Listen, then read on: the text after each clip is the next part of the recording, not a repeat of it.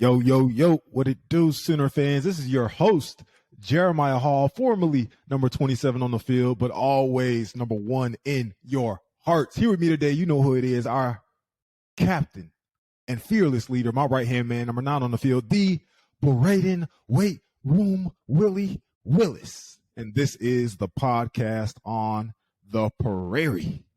B. Willie. Jay. Good morning, Sooner Nation. It is November 9th, Wednesday, 10:14 a.m. And it's that time of year, bro. It's that time of year. I heard it from you pre-recording. Everyone's coughing. Everyone's hacking up yellow stuff. I think today's actually the last warm day in Oklahoma of the year. I think it's like 70 plus today. Tomorrow it's going to be 55 and below for like the rest of the week and the next 7 days. So hopefully that doesn't affect your leadership and captain skills.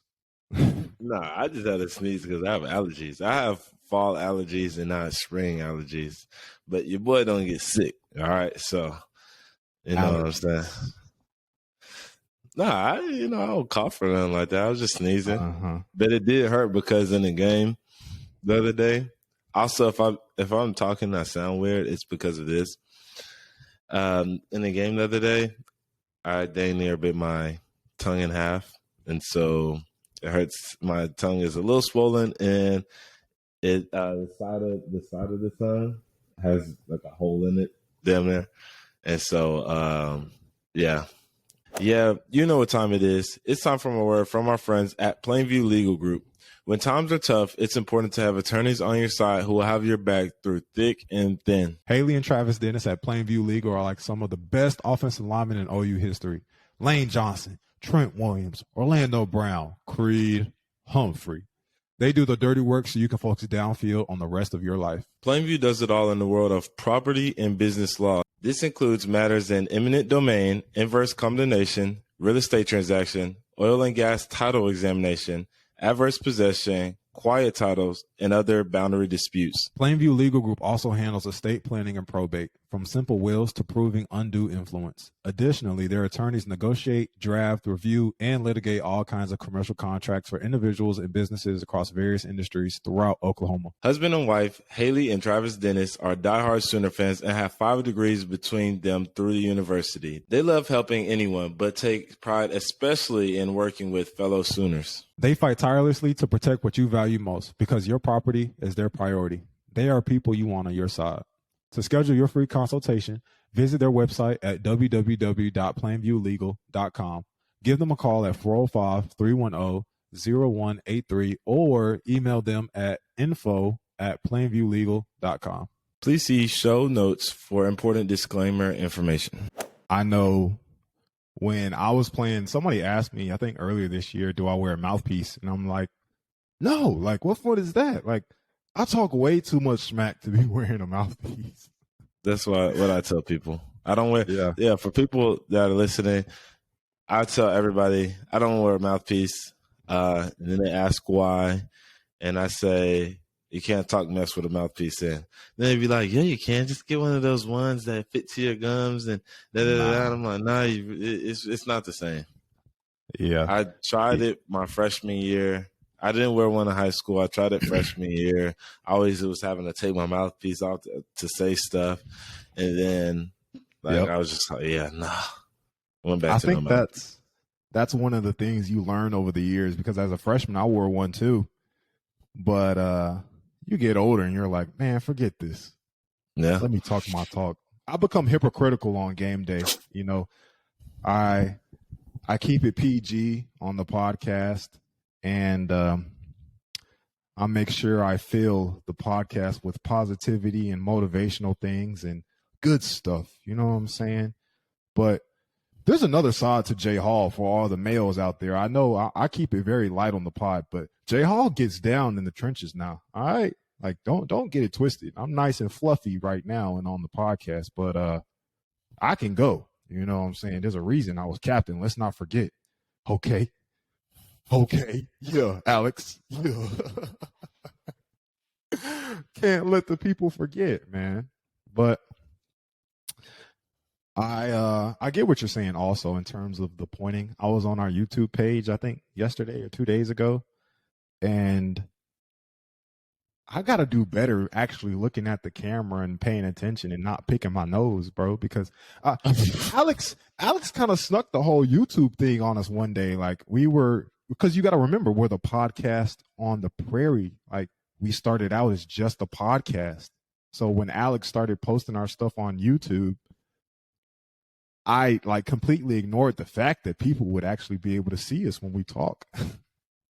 And so I was looking at our videos the other day. I'm like, Jay Hall, what are you doing? Like, bro, can you please like hey, we're walking back and forth. We're like picking boogers and getting earwax and stuff. And I'm like, I'm glad people still follow us because yeah, I'm just glad people give us the benefit of the doubt. So shout out to Sooner Nation for all your support and love. Another thing that's going on this month, it's Qvember. Yeah. Okay. Qvember. Nice. What does Qvember mean? Y'all know my fraternity is called Omega Psi Phi, aka the Bros, aka the Qs. All right. So our Founders Day is this month, so I'm repping the hoodie. I'm feeling good about it. No OU gear. Technically, you know, Brayden, we're not supposed to wear OU gear while we do this. Did you know that? Yeah, I guess we're not. As of right now, I'm gonna refrain from wearing any OU gear because I be feeling like they be trying to hit us when we walk across the street nowadays. So I'm just gonna take the OU gear off in general. Get dirty looks when we go to the store, man. Can't even grocery shop in peace, man. Bro. Come on now. I think you're the last person on the squad right now getting dirty look. Between you and EG, bro, I think y'all are in the front runners for like most liked, you know? I don't think they be seeing faces when they driving them cars, man. They be they speeding up. They just see the crimson and they're just like, hold on. And now you gotta actually look both ways across the street. You can't just cross. You might get hit. Yeah. Big black guy wearing crimson. Gotta be a football player. No, I'm kidding. It just you know, everybody knows the times. Yeah. I mean, you can't run from it, bro. Like it's you see. Yeah. I mean, yeah, we don't gotta go in depth on that. You having a good week though? I know we recorded Monday. It's only Wednesday, but things going well. I'm having a good week. Just life is. I mean, it's a lot of people would hear me say this and be like, "How's life good?" Y'all are losing and everything, but there's much more to life than football, and we say that all the time. And to me, to think about how well my family is doing and my own personal health and just life in general, life is good. So yeah, life is all good for me. The football is definitely an aspect of my life, and I definitely take it very seriously. But aside from that, life goes on, and there's other parts of life. So I'm blessed and highly favored. I always tell people football is a vehicle that you can ride as long as you want, but at some point the car is going to break down. And no doubt. you're gonna have to do something else. You're gonna have to go get another vehicle. So I'm glad to hear things are working out. I've been telling this to my siblings a lot, bro. They're always like, Jay Hall, how's it going? You doing all right? We listen to the pod, da da da da da. And I find myself using the reference like life is really like GTA, the video game. Like, bro, like I was talking to somebody about this book called The Power of Now. And the whole concept of the book is that time is a human concept, and that future and past are both man-made. You know, if you take the perspective of an animal, right? An animal's always focused on the now. An animal's always focused on, if I'm hungry, I'm going to go hunt now. All right. And we should view life the same way. Like our now is now. You know, we can't do anything about the past. We can't do anything about the future. And so, in a sense, like, you're just playing one long GTA game. Or for those of you who don't know what GTA is, it stands for Grand Theft Auto. It's an open world video game where you can literally do anything. You can go rob a car. You can go not rob a car. You can go rob a bank. You can go steal a car. You can open up a business. You can do whatever. So, anyways, off the video game subject, something I did want to talk about though. Freebird Grooming really goes above and beyond for us. Not only do they sponsor the podcast, they even send us a grooming kit and a kit for us to send to a family member or a friend. Brayden, who are you going to give yours to? For me, I think the obvious answer is my dad. I think he would love it. I think he'd use it probably, however often y'all shave. But yeah, I think he'd get a kick out of it. And I know he's going to be more than happy with the present because Freebird is the best. Freebird is on a mission to take the hassle out of head care. Why? Because for too long, bald people have been left with subpar options when it comes to shaving and caring for their heads. They are here to change that by making head care easy and accessible. No more overpriced shavers that barely work. No more expensive lotions, creams, and gels with weird ingredients we cannot pronounce. Are you bald? Well, Freebird has your back. Are you still using an old school razor to shave your head? If you are, respectfully, what are you doing? Razors were designed to shave flat surfaces, not curved domes. Avoid painful nicks and cuts with a shaver that's actually designed for your head. Razors shave too close, often under the skin, so that hairs come back as uncomfortable, irritating ingrowns. If you're bald, we highly recommend you treating yourself to Freebird. It'll change your experience as a bald man. If you have a family member or a friend who's bald, this is the perfect holiday gift. Freebird is so confident in what they are doing that they're offering 20% off today. So go visit myfreebird.com/prairie for 20% off. That's myfreebird.com/prairie for 20% off today. The last night I was cooking spaghetti with the family that I was staying with, right?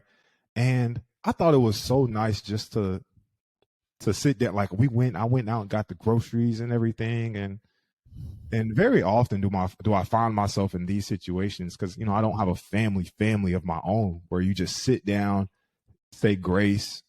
You know, it's kind of like Thanksgiving, but like families do it every night. You know what I'm saying? We've been in college for the past 5-6 years, and that was nice to sit down and have a meal and just be grateful for the present. And so I say that to say I've grown attached to the kids that I see on a day-to-day. For those of you who don't know, I volunteer at Plainview High School down here in Ardmore when I go lift. So the exchange was, can I lift here? And if I lift here, I'll help with the middle schoolers. And so yesterday I got onto this kid, right, for the first time, right? I was teaching and I was saying, hey, like, you're supposed to do this and that. And this kid did not want to give me any time of day, bro. Completely disrespectful. And for the first time,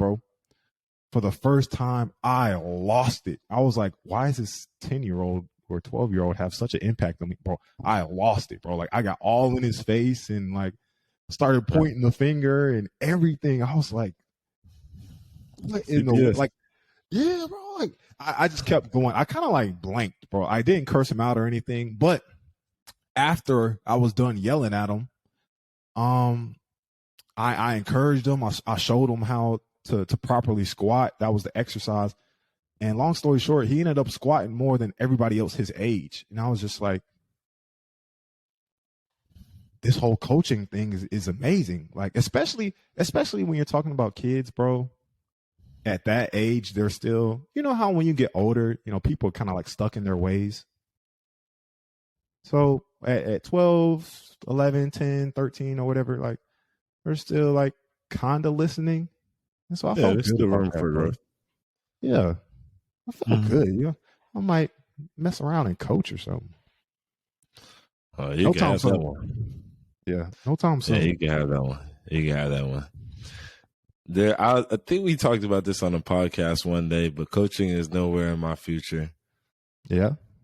Bro, I'm telling you, it's not I think it's the kids, bro. Now I see, you know how Caleb proposed to his girl last week. Remember that? Right. And a big reason why Caleb loves this girl is because of the kid. Right. And that's why I brought up the sitting with the family and everything, because you kind of just grow an attachment to the kids. You know, I've been volunteering at this school for 2 months now. If this would have happened 3 months ago, I just would have let him keep doing it wrong. But I've kind of developed a relationship with this kid, and I want to see him do it right. You know, I don't care about how he feels. I just want to see him do it right. Yeah, no doubt. That it made me feel good seeing him go from doing it wrong to like, oh, I can do it. Like, because he didn't do it right because he felt like he couldn't. Like, you know how when you're squatting, some people only get down to like 100 degrees, but you're really supposed to get down to like 90. Mm-hmm. Like, bro was getting like right here. So I was like, bro, get a little lower. He's like, I can't, it hurts. So like, I made him redo it and everything, but it felt good, bro. I'm glad I did it. I'm glad I coached him up. Coached him hard too. I was all in his face. I'm like, oh, this is what I told him, bro. I was like, bro, I don't work at the school, bro. I don't care. Like, these people can't fire me. I don't have a job to lose. You're gonna listen to me. Okay, Coach Hall. Call him Coach Hall. Call me Coach Hall. Has a nice little ring to it. But man, tell me something, man. You were talking about basketball before we got on. What's going on in that world? You talking about OU basketball? Yeah, man. I guess I'll speak on it a little bit now. You know, the first thing I'll have to say before I speak on it, I'm not judging either way, okay? I'm not in our team is really not in no position to judge anyone on game theatrics and what's going on in their game. So, and I wasn't at the game either. So I will say that so our basketball team lost the other night, and I think from what I heard, it was off of something that was, you know, kind of controllable. Missed layup at the rim, could probably dunked it. Then, you know, went and had a turnover on the inbounds, took more than 5 seconds, and then they went down and hit a last second 3 to win the game. So rough start for our boys, but you know, like we always say on the podcast, things don't always go as planned. Everybody has a plan till they get hit in the mouth, and so it's up to our guys to respond, and I think they'll do a good job doing that. They have a great coach. Coach, what's his name? Porter. Coach Porter? Yes. Yeah. What's his last name? Tip of the tongue. Porter. Moser. There you go. Moser. Yeah. Coach Moser. You know, sometimes we butcher names on the pods. Okay, we did Denny Stutzman, if y'all remember that. So it's okay. But yeah, he does a good job. He's a great coach. So they'll be okay. Yeah. I'm glad you said that the nice way this time. Before before we got on the podcast, Brayden was like, bro, they blew the game, da da da da da. Oh, he was like, no. Brayden's like, we've blown like 4 or well, at least 3 games. So like, I don't want to say anything because they're gonna talk smack on us. You know, like I said, I mean, like I said, you know, it happens, and you know, I don't ever want to put people on blast, especially when I don't play the sport. So you know, it's kind of hard for me to talk. I've always been the type that I don't talk mess on other sports for real because like I don't play the sport. So who am I one to say about something about how they did? You know, anything. Now, if it's football, that's a little bit different. You know, I could kind of critique a little bit, but I can't say nothing about basketball. I don't play it. Yeah. Yeah. It was just like you were tiptoeing around the fact that they lost. I'm like, say they lost. Say they lost. So that way I can follow up. You know, they dropped one. It's okay. Nah, I'm messing with you. Speaking of basketball, bro, did you see where Brittany Griner, she got denied her appeal? I did. And now she's being shipped to like a slavery camp technically. In the middle of Siberia. No, I'm playing. But yeah. Bro, I kind of feel bad for her, but at the same time, I don't. You know, a lot of these tweets are saying like, "Oh, bring her home. It's unfair." Da da da. Da. Now, this is just my opinion. Other people may believe otherwise, but knowing our Oklahoma audience, I'm sure some of y'all will agree. If you're going to go to another country, you damn sure better know what laws that they have and what you can and cannot do. You know, it's like, okay, everybody in Oklahoma has a gun. Okay. You're not going to try and take that same gun to Mexico. Come on now. It's like you'll be arrested and jailed on the spot and sent to a Mexican prison. And it's like, you're going to fly with weed. Like, bro, like, I don't know. What you think? Am I wrong for that? Like, I don't think that I do feel bad for her because, I mean, everybody makes mistakes. And, you know, I don't think that I think it's a little extreme, you know, yeah. And I don't think that if it was anybody else, I think that they're trying to send a message because it's her. Right. And just because the relations of our two countries. And I think that that's why it's kind of being blown out of proportion a little bit. But I do agree in the fact that you know what country you're in, you know the relation of our two countries. Yeah. I wouldn't be trying any mess. Like I wouldn't be trying anything of that nature, you know, to be where I could even be remotely sent or, you know, like accused of anything. So I don't feel bad for her, but I do agree that she probably shouldn't have done it that way. Went about it a different way, maybe. Yeah. For those of you guys who are listening and don't know, Brittany Griner is one of the best in the WNBA, really one of the best female basketball players ever, in my opinion. And she went to Russia with a little bit, I think it was a little oil. Yeah, or something like that. Pin oil. Yeah, it wasn't very much, but she was arrested in Russia and has now been jailed for, I think she's doing a minimum of 9 years or 8 years or something like that. And now she's like basically in an internment camp.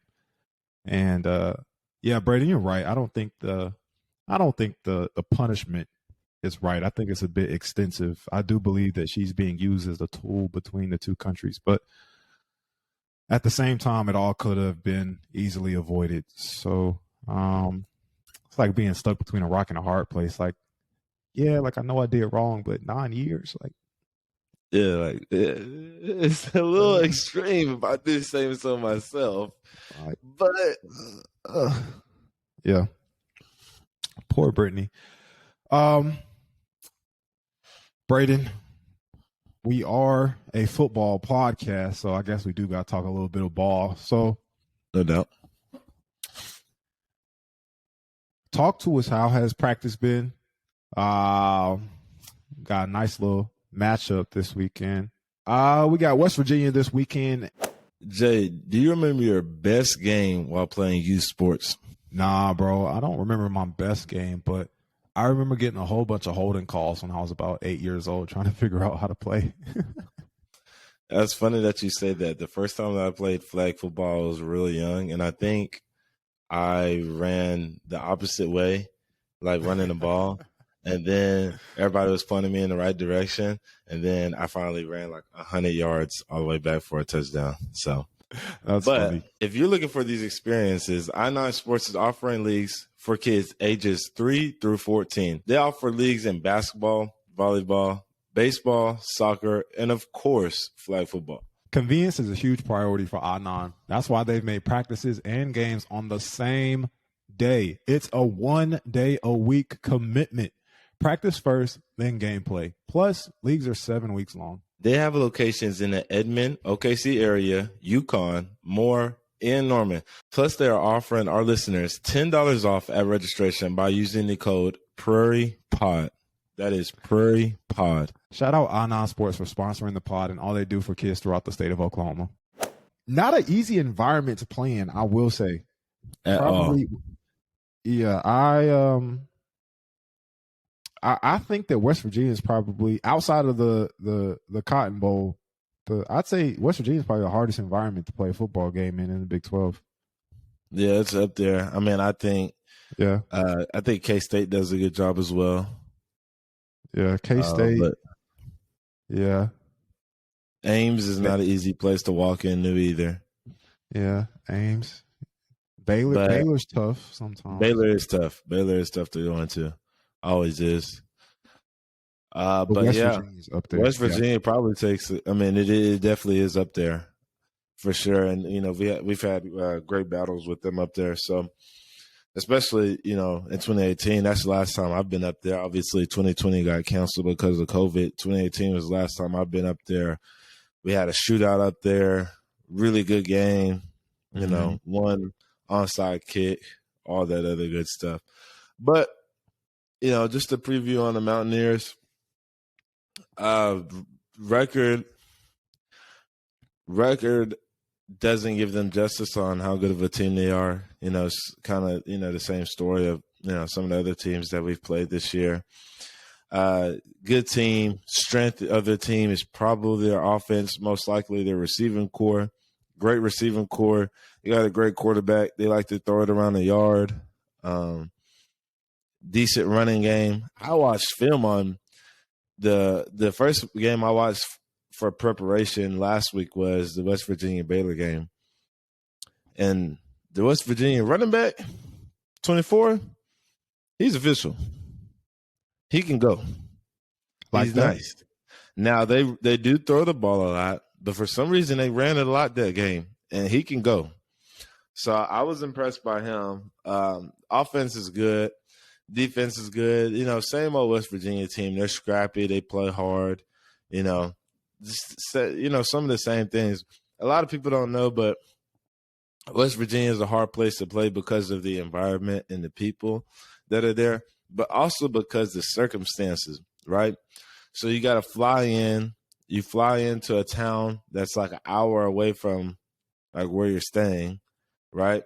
So we fly into, I don't even know the town's called, what the town's called, but we fly in, then we get on a bus and we drive about an hour. That takes away from meeting time if you don't know, because the flight is also long.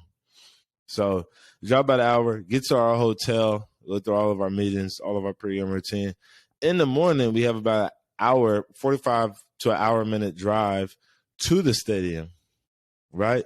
So, that might not seem like a big deal, but usually, like say when teams come to Norman, they stay 10 minutes from the hotel. 10 minutes from the stadium. Like that's a big difference in terms of preparation and, just comfortability and, warm up time and all types of stuff like that. So that's also why, Morgantown is not an easy place to just waltz in and go play.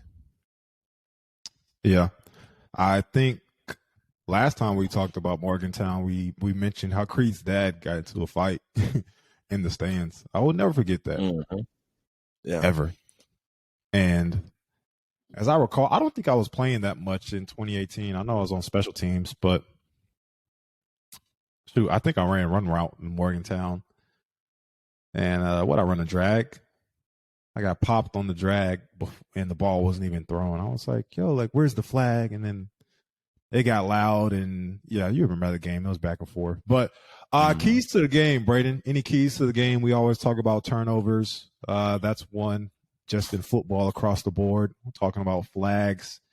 That's another. What are your personal keys to the game for success this weekend? Well, there's, from my personal, like talking about me in general, in terms of my game, I have to be dominant in the run game. We have to start with the run game. I have to be 100%. It starts with me as a leader and me as a leader on offense. So as I go, the offense goes. So I got to come out and I have to, get going early, and that's going to get the offense going. And then just be attentive to all the details. We got a great game plan. And there's a lot of details in it, intricate details, but we have to be, detailed on it. So those are my keys. In terms of the team, like you said, penalties. We got to run the ball, and then we have to be sound in the explosive play game. So what I mean by that is we have to create explosive game or explosive plays. Man, I can't talk today. Sorry. We have to create explosive plays, and then we have to limit them on defense. I think that's one thing that y'all gave up a good portion of was explosive play. So just for the fans that don't know, explosive plays just means big plays. So typically 20-plus yard plays. Right. That type of deal. We gave up a good chunk of those last week, our defense. But overall, outside of that, kind of held them to a good, consistent 3-and-out, that type of deal. But let's talk about you personally some more, right? As a fifth-year guy, we know that you're plenty capable of scoring a bunch of touchdowns and giving 110%, and we've seen you grow over the course of the year. What do you look for when you're out there on the field that maybe the average player doesn't look for, specifically pre-snap, right? When you're out there just analyzing, or maybe let's not limit it to pre-snap. Like just in general, when you're in there for a drive and you come back and maybe say, "Hey, Joe John, like I see this," or "Hey, Lebby, I see this." What do you bring to the game that the average player doesn't bring, or that the typical young guy doesn't bring? What makes you special when we put you out there? That's a good question. And I think that's something that our fans can appreciate, because it is not something that's common knowledge that, the difference between a freshman and a senior. So a lot of the things that I can tell in terms of the run game, right? And that's, I think, the biggest difference. In terms of the run game, and this because, we grew together in terms of when we were both on the field in 12 personnel, we have to give each other calls, right? So I think the first thing is now I don't have to rely on an offensive line's call. I can kind of see, and that's good, because in our offense, Jay, there's really not, you can't really give any calls. We're moving too fast. So I think that me being an older guy, I don't really have to rely on the offensive line's calls. I kind of see the look. I can see kind of, if there's pressure or not. So I can kind of see the look. I can see the front, and I can kind of make my own call. And most of the time, 95% of the time is right. Now, there are some teams like Baylor that did some funky stuff, but for the most part, I can make the calls myself, right? The second thing is, like I just stated, blitzes, and that's big. Everybody blitzes. A lot of teams get creative with it. But being able to see blitzes, call out blitzes, or adjust your route based off blitzes is huge, right? So I can tell by a safety moving over, or what is this guy doing out there? What is the field backer doing out there? He's not covering nobody. He's away from the strength. What is he doing out there? He's probably coming. There's just little indicators that you can get from being an older guy, seeing some stuff, playing ball, that you can get and kind of know something's up, something's coming, right? Yeah. And then I said, blitzes in regarding routes. So say if I have a what we used to call it, MGM and Redskin. Say if I have a route like this, and it actually came up in the Kansas State game. This is why I say it. Uh-huh. I have a route. I have like a little slip route to the flat, and I'm coming around. I'm cross cutting. And I'm coming towards the defensive end. I have to bluff him, get around him, and then, get my eyes back. Well, when you see the look and you see the guy creeping early on in the snap count, and you can see the DN in alignment to cross face, well, you're not going to have to bluff the DN. And then I know that more so I'm going to have to bluff the blitzer. And as soon as I get around him, eyes back, because the guy is going to be in DG's face, and he's going to have to get the ball out. And typically the ball is not going to come out perfect. It's going to be a high ball, or it's going to be a low ball, like in the Kansas State game. You got to get your eyes back right then and there.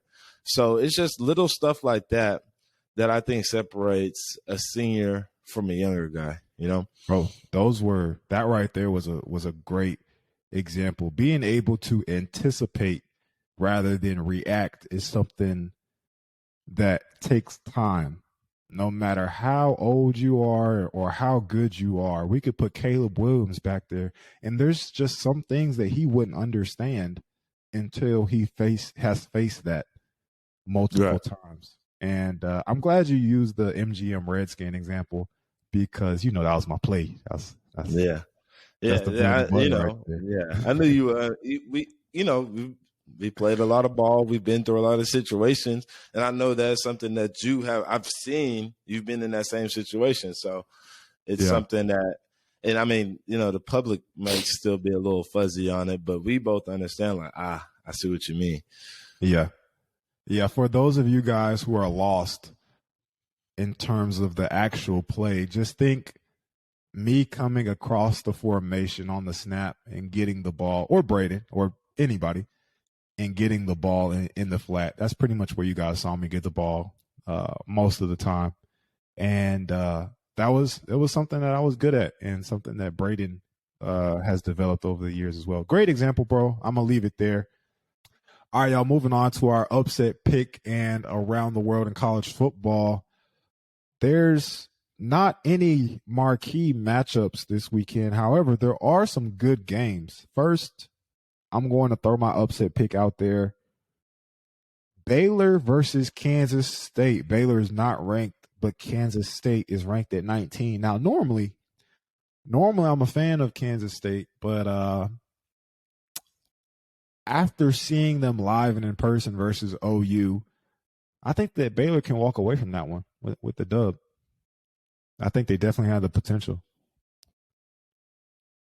Much like how they put, and I hate to say this, but they put us on skates a little bit, even though we gave them a good portion of their points. I think that they have a chance. My other pick, I'm going with Louisville over Clemson, possible upset pick of the week. And I say this because Louisville, much like the middle of the Big 12 right now, is not necessarily good or great or bad or anything. They're just a scrappy football team. They're 6-3. Clemson is 8-1. Clemson's ranked 10. Louisville is not ranked, but Louisville beat up on a ranked number 10 Wake Forest 48-21, and they got some quality wins. One that stands out is Pittsburgh. They beat Pittsburgh 24-10. Neither team was ranked, but as we know, Pitt was a pretty good team last year. So those are my two picks for this weekend. What you got, B. Willie?